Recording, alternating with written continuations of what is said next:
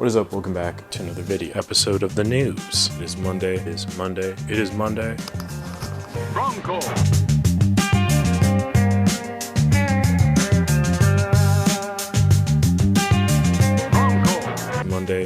Monday. So let's get into the news. I remember if you're a member of the channel, a Bronco buddy, you get that special shout out at the beginning of the news videos. You also get access to exclusive content, early access to other content, and the ability to vote on upcoming content. Lots of stuff to enjoy there. Feel free to join the channel. I appreciate that support.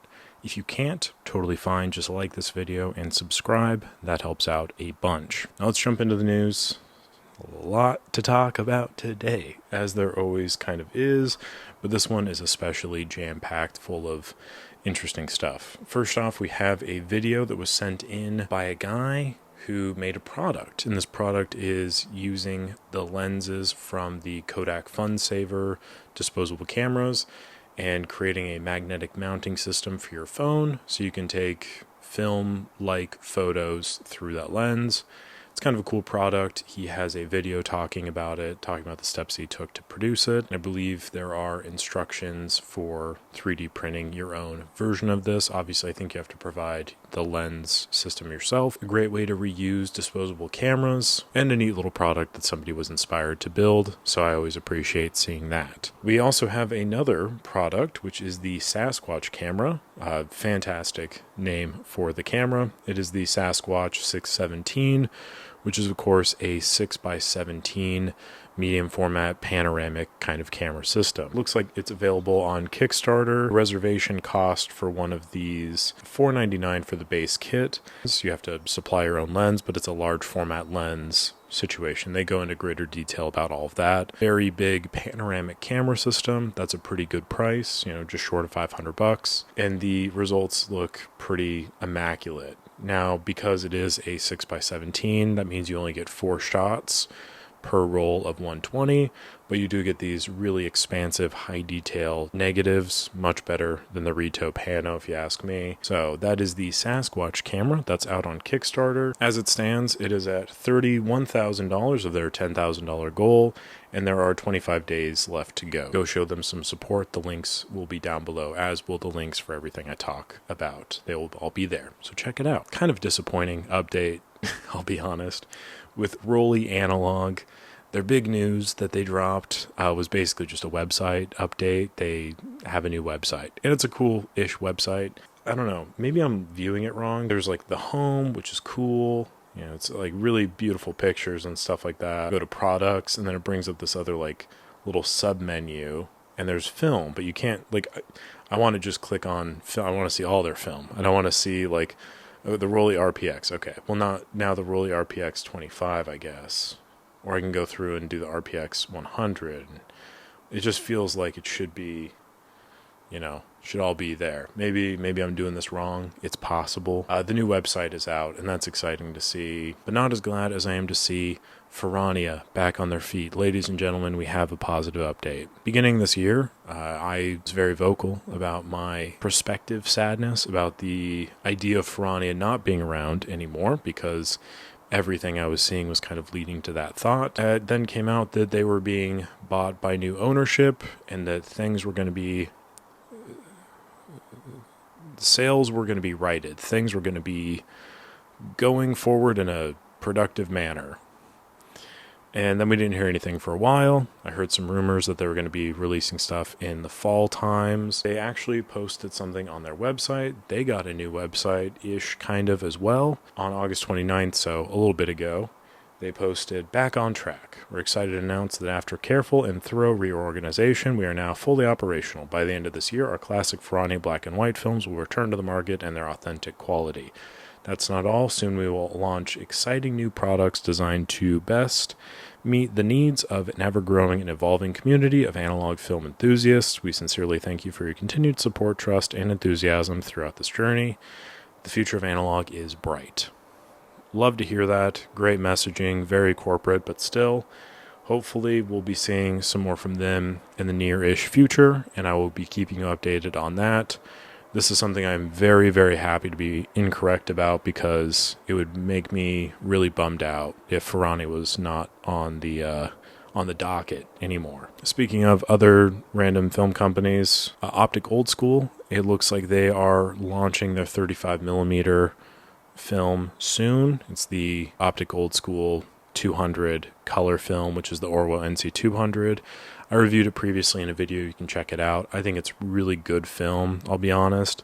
But this is coming out with new packaging, DX code, canisters, all sorts of good stuff there. So if you want to give it a shot, I'd recommend you check it out. It's much better, I think, than the 400 and 500 NC films from Orwo. I also was blessed with the image of the Yashica FX-D in the packaging. They posted something about that.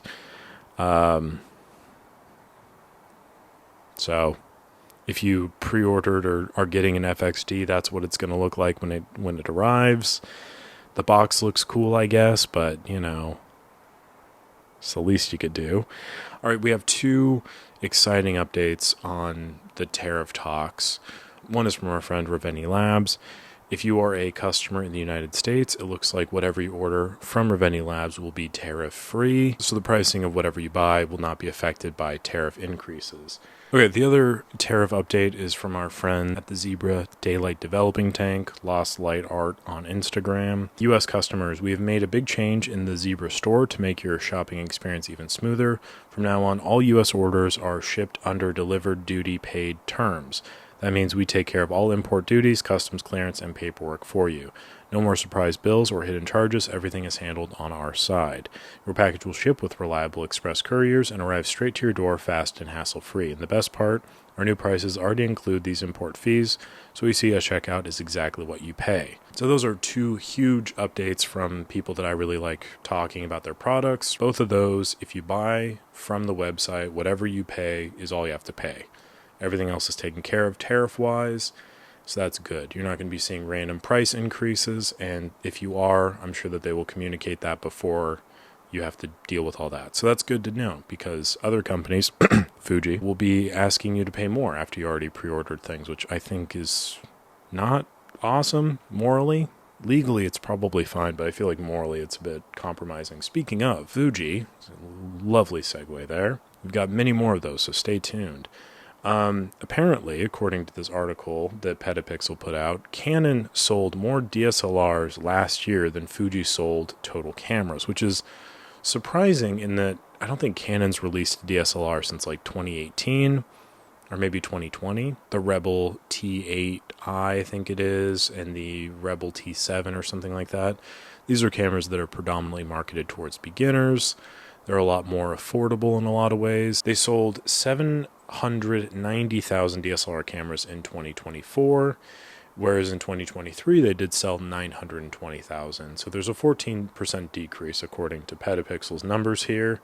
So that's not like, that makes more sense to me, but apparently the Fuji numbers are 740,000. So a 50,000 camera difference, and that's just Canon's DSLRs. That's not including all of their mirrorless cameras, all their other cinema cameras, and so on. We'll kind of have to see how Fuji's price increases and inconsistency with their messaging of that, as well as Canon and Nikon's inconsistency with price tariff increases. If that affects their sale numbers at the end of the year, we'll have to see how that plays out. The Canon C50, though, is a camera that's looking like it's about to be released relatively soon here. I think September 9th is the official release date, but this is going to be somewhat of a Sony FX3, FX30 competitor in that it's going to be a relatively small cinema-style camera, not film related at all. So I'm not going to talk about it too much, but it does look to be pretty interesting based on some of the images that we've seen. We have other new product information stuff, which is a LabBox developer agitator system, which can be added onto like the light LabBox kit that was released, I think, 2017. That looks like it's going to be launching in October of this year. So I think they are open to pre-orders, stuff like that. If you want to do at-home developing, you need like an agitation system. That might be something for you. I'll link it down below. And another new product from Cinestill. This is a light table situation, a scanning light source, I guess is what it's called, for $40, which is a pretty decent price, I would say. You can get it with film holders. That's going to be a little bit of an additional cost. You can get it with other like bundles and stuff like that.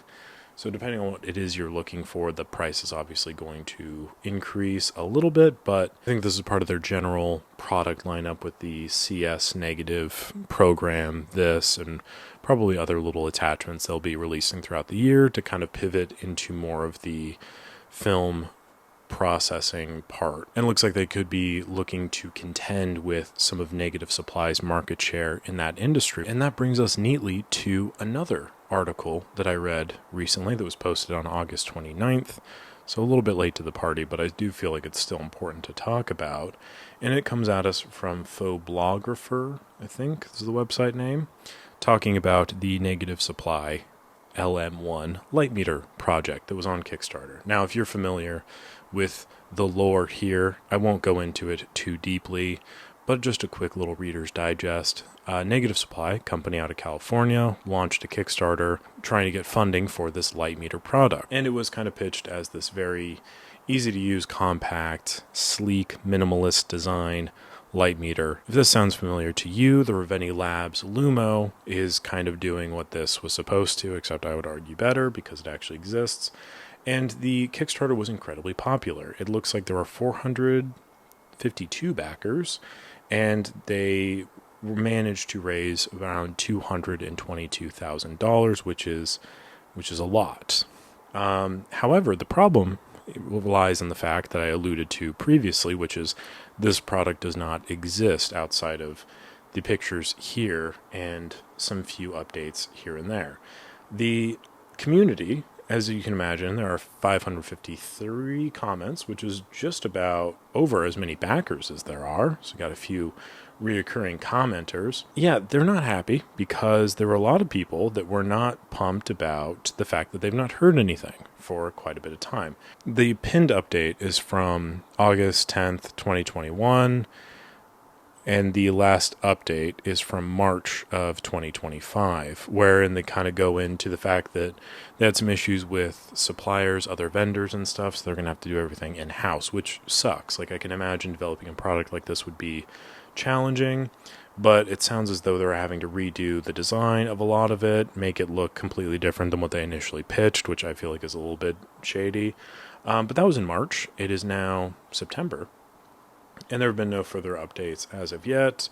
The comment section is awash with people that are very upset, and people are claiming that they try to talk to Negative Supply through Instagram, they're blocked. They try to communicate otherwise, they're blocked. People want their money back, understandably so, and they've been completely ghosted. Now, the article that I referenced initially is that they're like, oh, maybe they should just give up. Which is probably at this point fair because it doesn't appear as though this is going to be a product that's actually released. Now, it could be incorrect. This could be delivered sometime soon, but again, it has been 4 years and the updates are a little bit lackluster at best.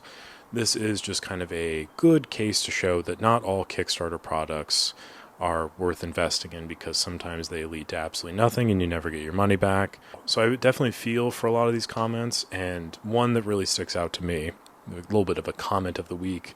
This is from 14 days ago. If talking to a brick wall was an experience. Fantastic. Honestly, there's a lot of really good comments in here. Again, I feel for you guys. I genuinely do. I hope by talking about this brings some awareness to the situation and maybe get some kind of response. I doubt it, but still.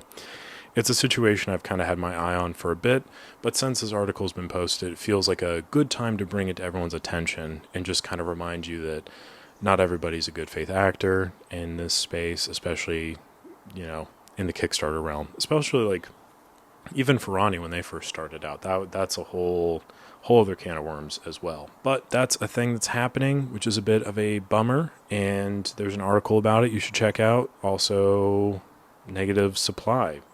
Maybe deliver the product at some point or another update.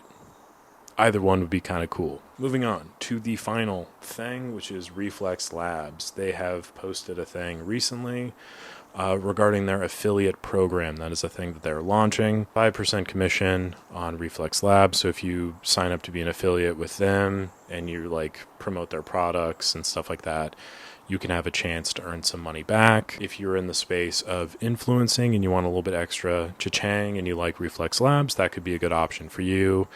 Or if you have a friend who's doing this and you like Reflx Labs products and you want to buy them, maybe consider using their affiliate link, help them out if that applies or appeals to you. A lot to talk about today, but we'll give a quick rundown here. There's a new disposable lens attachment for your phone. Sasquatch 617 is a panoramic medium format camera on Kickstarter right now. The Rollei Analog News is a new website update that you can check out. Ferrania has made an update to their website as well, and looks like they're coming back very soon with new products and some of the old products as well. Optik Old School is going to be releasing their official 35mm film product, which looks really good. Yashica FX-D has been shipped or is shipping, in the process of shipping. Reveni Labs and the Zebra Daylight Developing Tank are two companies that I can confirm will not be affected by tariffs, so you don't have to worry about additional costs if you're an American consumer in buying those products. The Canon DSLRs sold more units than all of the Fuji digital units combined, which is fascinating. The Canon C50 is going to be released sometime the next couple of days here. There's a new product from Cinestill, a light table for processing negatives. Negative supply light meter is back in the news after a few months of no updates on Kickstarter. There's a lab box developer that's going to be released in October. So that's pretty much it for the news. Couple of shout outs before we wrap things up. Aforementioned Reveni Labs, check him out, buy his products, fantastic tools, great for testing cameras, great for making sure that your photos are going to be on exposure. The Lumo light meter is a wonderful product I encourage you to invest in if you are looking for a light meter. Also go to Colorful Analog Cameras if you want an affordable means in which you can customize a variety of different cameras with unique designs that are really fun to look at and really great to use. Rita's wonderful. Go support her if you can. And of course, the app In Frames. Definitely worth checking out. It is a great way to digitally catalog your analog photography. Really appreciate him, his work, and go give him some support if you can. Thank you all so very much for watching. Oh, also, forgot to mention, there are 2 new videos out on the Celluloid Collective YouTube channel you should check out as well. I will link those down below. Go give them a watch if you're interested. Definitely worthwhile, so don't forget that. I didn't have that on my notes, but I just remembered. So check them out as well. Check out their new website too. A lot of really good stuff on there if you're curious about some expired film. Got a great stock, and they've got examples of all of it and how to shoot it. So you are in good hands if you use Celluloid Collective. Go give them some support. Appreciate what they're doing for the community.